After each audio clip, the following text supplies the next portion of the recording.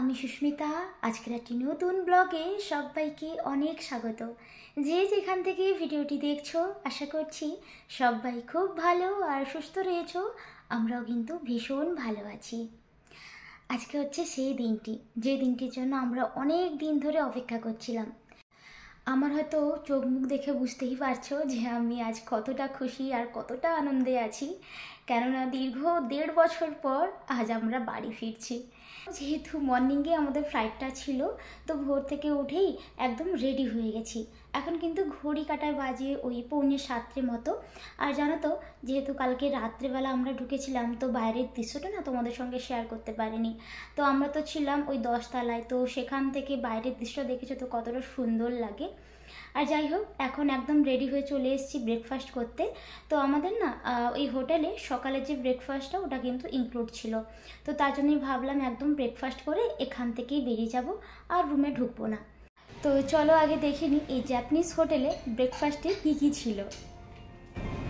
এটা udon, dried mackerel, white fish.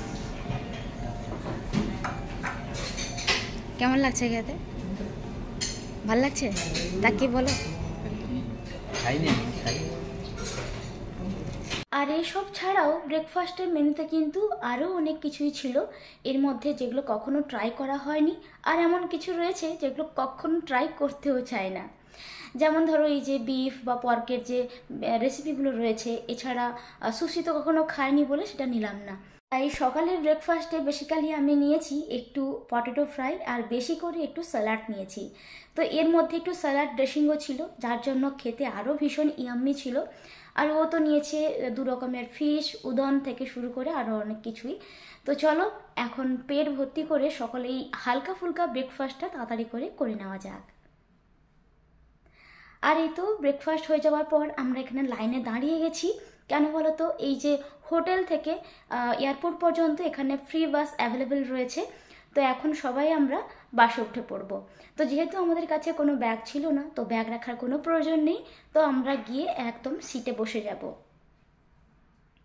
এখানে আশেপাশে যে সমস্ত হোটেল রয়েছে, এখান থেকে কিন্তু ফ্রি বাস অ্যাভেলেবেল রয়েছে আপ টু এয়ারপোর্ট পর্যন্ত। আর কালকে রাত্রে ডিনার করার পর আমরা কিন্তু ওয়াক করতে করতে এয়ারপোর্টের কাছাকাছি কিন্তু একদম পৌঁছে গেছিলাম। তো এখান থেকে ওই 2-3 কিলোমিটার মতো রাস্তা। তো যেহেতু আমরা টার্মিনাল 3-তে যাব, তো সেজন্য হয়তো 15-20 মিনিট মতো সময় লাগবে বাসে। তাহলে চলো এই জাপানের এই চারদিকে সৌন্দর্য দেখতে দেখতে পৌঁছে যাই। আর আমি তোমাদেরকে একটা কথা অবশ্যই শেয়ার করতে চাই। আমি তো জাপান থেকে ইন্ডিয়া গেছিলাম, তো ওখান থেকে আবার জাপানে আমি চলে এসেছি। যেহেতু পুজোর সময় গেছিলাম, তো আর এতদিন পর বাড়ি গেছি, তো সবার সঙ্গে দেখা করা, আনন্দ মজা করতে করতে আর পুজোর জন্য আমি কিন্তু কোনো রকম ভিডিও পোস্ট করতে পারিনি। আর বেসিক্যালি আমি ওখানে গিয়ে একদম অসুস্থ হয়ে পড়েছিলাম, তো সেজন্য একটা রিজন রয়েছে। আবার এখন আমি জাপানে কিন্তু ফিরে এসেছি, এই 1 সপ্তাহ হলো। তবে এখানে এসেও আমি অসুস্থ হয়ে গেছি, আর সেটা আমার গলার আওয়াজ শুনেই হয়তো বুঝতে পারছো। তবে আমি ইন্ডিয়ার ভিডিও অল্প অল্প করে রেখেছি, সেটা আমি তোমাদের সঙ্গে খুব তাড়াতাড়ি শেয়ার করতে চলেছি। আর আমি এখন খুব আস্তে আস্তে ভয়েস কভার করছি, যাতে তোমাদের সঙ্গে প্রতিদিন একটি করে হলো যাতে ভিডিও শেয়ার করতে পারি। আর তোমাদেরকে আমার অফুরন্ত ভালোবাসা, অসংখ্য ধন্যবাদ যে তোমরা আমার পাশে সবসময় রয়েছো, সবসময় আমাকে জিজ্ঞাসা করছো। তোমাদের এই ভালোবাসা সবসময় আমার মাথার উপর থাকবে, আমার কাছে থাকবে। আর আমিও চেষ্টা করব তোমাদেরকে সেই সুন্দর সুন্দর আমার এই ভিডিওর মাধ্যমে উপহার দেওয়ার। আর এই তো এখন আমরা বাস থেকে নেমে এয়ারপোর্টে ঢুকে গেছি। তো ঢুকেই প্রথমে আমাদের কাজটি ছিল ওই যে ব্যাগগুলোকে রিসিভ করা ইয়ামাতো ট্রান্সপোর্টের কাছ থেকে। তবে এই ট্রান্সপোর্টটাকে খুঁজতে খুঁজতে আমাদের অনেকখানি সময় চলে গেছিলো, প্রায় 10-15 মিনিট মতো। যাই হোক, অ্যাট দ্য লাস্ট আমরা খুঁজে পেয়ে তারপরে আমাদের ব্যাগগুলোকে কালেক্ট করে নিয়েছি। তো চলো এখন আমরা আগে ব্যাগগুলোকে চেকিং করব, তারপরে একদম ঢুকে যাব। বেশ কিছু ফর্মালিটিস রয়েছে আর বেশ কিছু পার্টে রয়েছে। তো চলো একে একে সব কিছু কমপ্লিট করে এখন সামনের দিকে এগিয়ে যাওয়া যাক। যাই হোক, এখন আমাদের সমস্ত কিছু ফর্মালিটিস পূরণ হয়ে গেছে, আর আমাদের বোর্ডিং পাসটাও কিন্তু পেয়ে গেছি। তো চলো এখন এই টোকিওর হানেদা এয়ারপোর্টটাকে আমরা একটু চারদিকে ঘুরবো। অনেকখানি কিন্তু হাতে সময় রয়েছে, আমরা অনেকটা আগেই কিন্তু চলে এসেছিলাম। গতবার যখন এসেছিলাম তখন কিন্তু প্রচণ্ড ভয় আর একটা অন্যরকম অনুভূতি নিয়ে প্রথমবার এসেছিলাম। এখন কিন্তু একটু হলেই সেই ভয়টা নেই, তবে ভীষণ এক্সাইটেড যে বাড়ি যাচ্ছি প্রায় 1.5 বছর পর। তো চলো চারদিকে এই ঝকমকে জিনিসপত্র, এই ঝকমকে দোকান, সব কিছু দেখতে দেখতে এখন আমরা এগিয়ে যাই।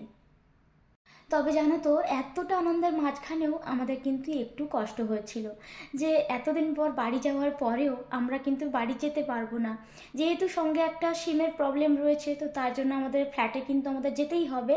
আর তাছাড়া সঙ্গে তো 6টা ব্যাগ রয়েছে, আর এই 6টা ব্যাগকে নিয়ে ট্রাভেল করা কিন্তু সত্যিই খুব কষ্টের।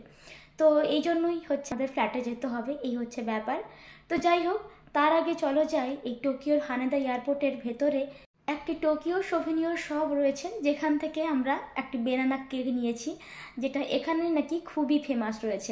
আর এটা আমি আমার বাড়ির প্রিয় মানুষগুলোর জন্য নিলাম, যাতে ওরা খেয়ে খুব খুশি হয়। তো চলো, এখন আমরা চলে এসেছি আমাদের যেখান থেকে ফ্লাইটটা ছাড়বে। তো এখানে বেশ কিছুক্ষণ কিন্তু ওয়েট করেছিলাম, প্রায় 1 ঘন্টা। তারপরে আমাদের কিন্তু ডাক পড়েছে। এই যে এখন আমরা সবাই লাইন ধরে দাঁড়িয়ে গেছি, এবার আস্তে আস্তে করে সামনের দিকে এগিয়ে যাব। ভীষণ খুশি হচ্ছে, আর মনে একটা ভীষণ অন্যরকম অনুভূতিও ছিল। মানে যত সময় যাচ্ছে ততই যেন ঘর যাওয়ার সময়টা আরও কাছে এগিয়ে আসছে। সে একটা আলাদাই সময় ছিল, আলাদা সময় কাটিয়েছি, মনে ভীষণ খুশি। তো ভাষায় প্রকাশ করতে পারছি না। তো চলো, এই যে আমাদের ফ্লাইটটা দাঁড়িয়ে রয়েছে, এবার আমরা সামনের দিকে এগিয়ে যাই। সবাই কিন্তু গুটি গুটি পায়ে এগিয়ে যাচ্ছে। তো চলো, এবার আমরাও আস্তে আস্তে করে সামনের দিকে এগিয়ে যাই। আর জানো তো, এই সিট নিয়ে আমাদের সঙ্গে একটা বিশাল ব্যাপার ঘটে গেছে। আমি খুবই এক্সাইটমেন্টে ছিলাম, আর আমাদের ছিল 52EF। তো আমি 52 দেখে শুধু বসে গেছি, ভেবেছি উইন্ডো সিট রয়েছে। তো আমরা অনেক আগে পৌঁছে গেছিলাম। তো হাজব্যান্ড কিছুক্ষণ পরে দেখে যে আমাদের সিটটি হচ্ছে মাঝখানে। তো পরে আমরা চেঞ্জ করে এসে এখানে বসি। তো ভীষণ মন খারাপ হয়ে গেছিলো, বাইরের দৃশ্যগুলো আর কিছুই দেখতে পাবো না। মাঝখানের সিট পেয়েছি আমরা, ভুল করে ওই সাইডে বসে গেছিলাম। তো চলো, এই তো এবার ফ্লাইটটা একদম ছেড়ে দিয়েছে, আর আমরা অনেক উঁচুতে উঠে গেছি। এবার জাস্ট কিছুক্ষণের মধ্যেই বাড়ি ফিরবো।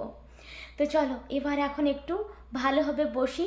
আর এই যে এখন কানে হেডফোন দিয়ে ব্যাগটি এখানে রেখে এবার আমি একটি মুভি দেখব। আর বলতে বলতেই এখানে কিন্তু একটি মুভি চালিয়ে দিয়েছি। 2টো মাত্র ওই হিন্দি মুভি ছিল, তার মধ্যে দুটোই কিন্তু আমার দেখা হয়েছিল না। আর তার মধ্যেই বলতে বলতে এখানে কিন্তু ড্রিঙ্কস চলে এসেছিলো। ও নিয়েছিল অরেঞ্জ জুস, তো আমি ভাবলাম যে অন্য কিছুই নিই। তো আমি এখানে নিয়েছিলাম অ্যাপেল জুস। তো দেখে প্রথমে মনে হয়েছিল ওয়াইন বা অন্য কোনো কিছু হবে, খেয়ে কিন্তু ভীষণ ভালো লেগেছিল।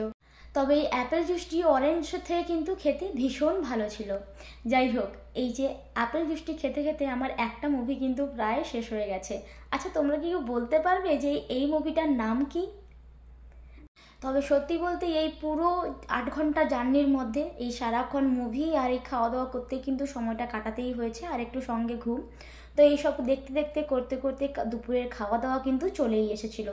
তো চলো তোমাদেরকে দেখাই যে আজকে দুপুরের খাওয়াতে কি কি ছিল। তো এই বড় বোলটাতে ছিল রাইস, আর সঙ্গে ছিল পনিরের সবজি। যেহেতু আজকে শনিবার, তো সেজন্য আজকে আমরা কিন্তু ভেজ খাই। তো ওই বোলটা ছিল একটু স্যালাড, আর এখানে রয়েছে টক দই, আর এখানে বেশ কিছু কিন্তু ফ্রুটসও রয়েছে। আর এটাতে কিন্তু একটা ডেজার্ট ছিল, যেটা খেতে মোটেও পারিনি আমি। আর সঙ্গে ব্রেড আর একটু বাটার ছিল। তবে কি কথা বলো তো, জাপান থেকে ইন্ডিয়া আসার সময় খাওয়া দাওয়া কিন্তু এতটা ভালো হয় না যতটা ভালো হয় ইন্ডিয়া থেকে জাপান আসার সময়। সে খাবারগুলো কিন্তু ভীষণ ইয়াম্মি ছিল গতবারে। যাই হোক, আর সঙ্গে দিয়েছিল ছোট্ট একটা জলের বটলও। তো খাওয়া দাওয়া করে কিন্তু বেশ খানিকক্ষণ ঘুম দিয়েছি। তারপর ঘুম থেকে উঠেই দেখি এখানে আবার খাওয়া দাওয়া চলে এসেছে, মানে বিকেলের নাস্তা। তো এখানে দিয়েছিল এই যে প্যাকেট ভর্তি স্যালাড, যেখানে ছোটো ছোটো টমেটো, মাশরুম আরও অনেক কিছু ছিল। আর এটা হচ্ছে স্যান্ডউইচ টাইপের, যেটা খেতে মোটামুটি ভালো লাগলেও তবে এই স্যালাডটা কিন্তু আমি খেতেই পারিনি, কারণ এই মাশরুমের না একটা হালকা স্মেল ছিল। আর মাত্র কিছুক্ষণের বাকি দিলেই আমরা কিন্তু পৌঁছে যাব আমাদের শহর দিল্লিতে। এই এতক্ষণ ধরে খাওয়া দাওয়া মুভি দেখা এই সব কিছু করতে করতে কখন যে 8.5 ঘন্টা পার করে ফেলেছি এই ফ্লাইটের মধ্যে বুঝতেই পারিনি। তবে এই জার্নিটা যেমন খুব আনন্দের তেমনি একটু কষ্টেরও ছিল, কারণ এক জায়গায় বসে থাকা সে এক অন্যরকম ব্যাপার। যাই হোক, আমাদের ফ্লাইটটা কিন্তু ল্যান্ড করে গেছে আর আমরা কিন্তু এখন রয়েছি দিল্লিতে। তো চলো এবার গুটি গুটি পায়ে আমরা কিন্তু সামনের দিকে এগিয়ে যাই। আর এই জায়গাটা দেখো কি সুন্দর, আমার তো ভীষণ ভালো লেগেছিল। আর এখানে এসে একটা অন্যরকম শান্তিও ফিল হচ্ছিল। এখন এখানে আমাদের বেশ কিছু ফর্মালিটিস রয়েছে, সেটা পূরণ করে তারপরে আমরা ব্যাগ নিয়ে বাইরে বেরিয়ে যাব। তো তাহলে আমার জার্নিটা আজকে এইভাবেই হলো। তোমাদের কেমন লাগলো অবশ্য কিন্তু কমেন্ট করে একবার জানিও। আর যদি ভালো লাগে তাহলে প্লিজ একটা লাইক করে দিও আর আমার সাথে থেকো। সবাই ভালো থেকো, বাই বাই।